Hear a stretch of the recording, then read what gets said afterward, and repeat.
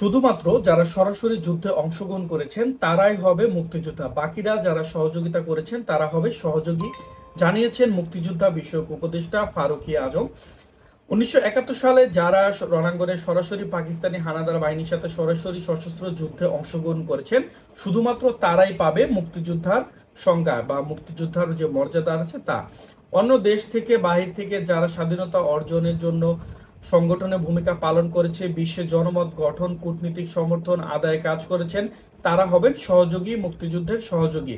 অন্তর্বর্তী সরকারের মুক্তিযুদ্ধ বিষয়ক উপদেষ্টা ফারুকী আজম তিনি এক সাক্ষাৎকারে এইসব কথা জানিয়েছেন। তিনি বলেন, বর্তমান আইনের সংজ্ঞায় সরাসরি যুদ্ধে অংশ নেয়নি এমন 8 ধরনের ব্যক্তি ও পেশাজীবীদের বীর মুক্তিযোদ্ধা হিসেবে স্বীকৃতি দেওয়া হয়েছে।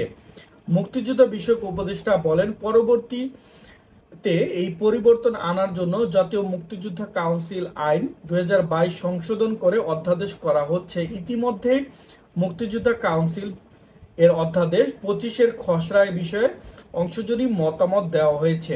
তো সেখানে তিনি বলেন, সনদধারী অমুক্তিযোদ্ধাদের অপসারণের জন্য মুক্তিযোদ্ধাদের দাবি রয়েছে বলে তিনি জানান।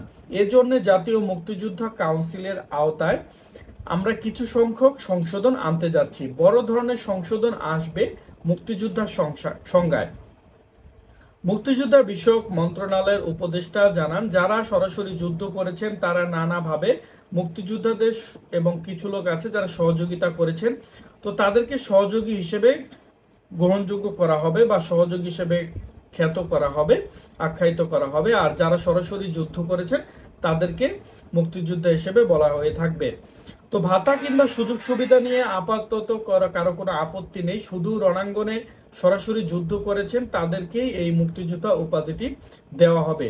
মুক্তিযুদ্ধ বিষয়ক উপদেষ্টা বলেন, বিভিন্ন মুক্তিযোদ্ধাদের সংগঠনের সঙ্গে কথা বলেছেন এবং তাদের মধ্যে প্রবল একটি আপত্তি যে যারা কিনা যুদ্ধে সরাসরি অংশগ্রহণ করেননি তাদেরকে এই ক্যাটাগরিতে রাখা যাবে না।